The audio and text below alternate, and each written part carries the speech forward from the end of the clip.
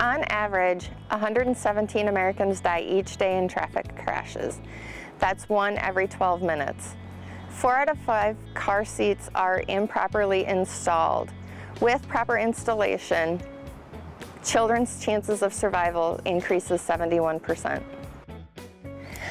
When installing a child restraint, you want to make sure you're using 2 manuals, the child restraint manual and the vehicle owner manual. The vehicle owner's manual will let you know where you can install a child restraint, and it also will go along with the car seat manual to tell you where to use the belt paths.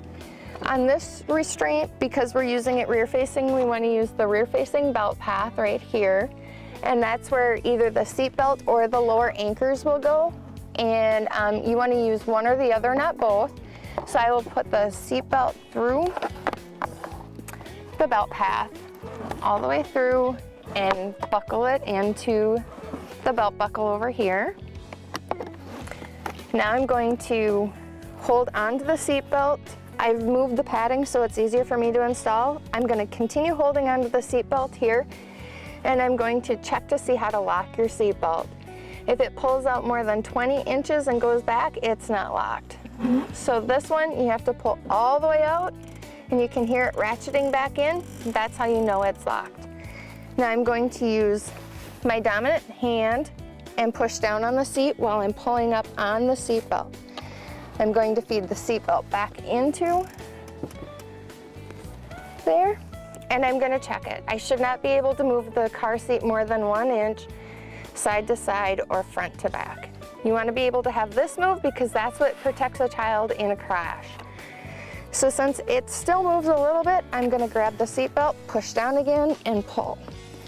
The reason I'm pulling by the buckle is because if I would pull on this side, it would tilt the car seat. And there, that's a pretty tight install. The car seat isn't moving anywhere.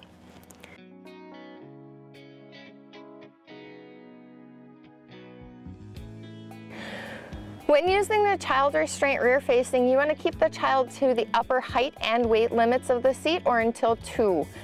The reason that is because the child rides out the crash in the safest position with the car seat taking the brunt of the crash. Once the child is 35 pounds, which is what this car seat goes to, we can turn it forward facing by putting the stand up and flipping it forward. Once we do this forward facing, you want to make sure you're using the forward facing belt path, which is right here. And you're also going to want to make sure you're using the top tether anchor latched into the car right here.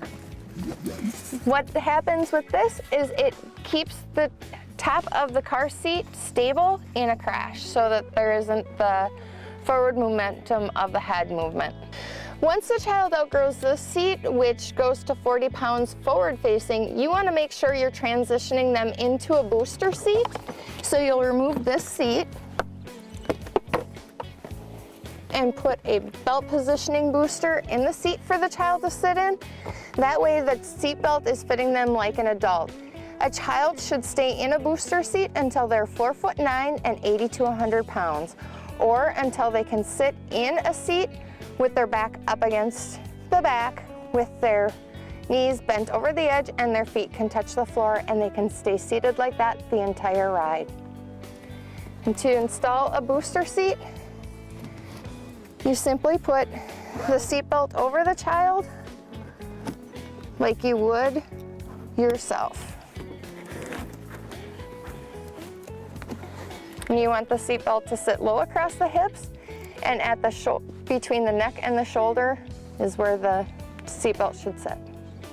For more information on car seat safety or to make an appointment to have your car seat checked, please contact Jennifer Sweet at 863-519-8900 extension 294, or visit www.heartlandforchildren.org.